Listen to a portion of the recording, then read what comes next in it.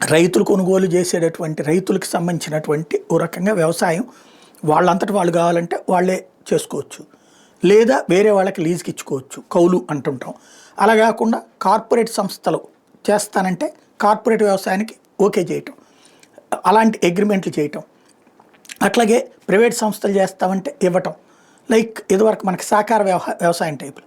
ఇట్లాంటిదే రైతు చట్టాలు, రైతు బాగు కోసం చేసిన చట్టాలని రచ్చ చేసి మొత్తం మీద ఆపించినటువంటి సందర్భంలో బీజేపీ పాలిత రాష్ట్రాలు కొన్ని రాష్ట్రాల విషయం అర్థం చేసుకున్నాయి. ఇప్పుడు దేశంలో 21 రాష్ట్రాల్లో అదే రైతు చట్టాలు ఆయా రాష్ట్రాలు ఆమోదం పొందుతున్నాయి. జాతీయ దాని మీద అబేయన్స్ పెట్టింది, బట్ అదే ప్రొవిజన్స్తో రాష్ట్రాల్లో అమలు ప్రారంభించేశారు. రాబోయేటటువంటి రోజుల్లో ఇది మరింత సీరియస్గా జరుగుతుంది. ఎందుకంటే రైతు దొరకట్లా, రైతు దూరం అయిపోతున్నాడు. ఇక వ్యవసాయం పక్కకి వెళ్ళిపోతే అడుక్కు తినాల్సిన పరిస్థితి వస్తుంది. అందుకే సీరియస్ ఎఫెక్ట్ నడుస్తుంది.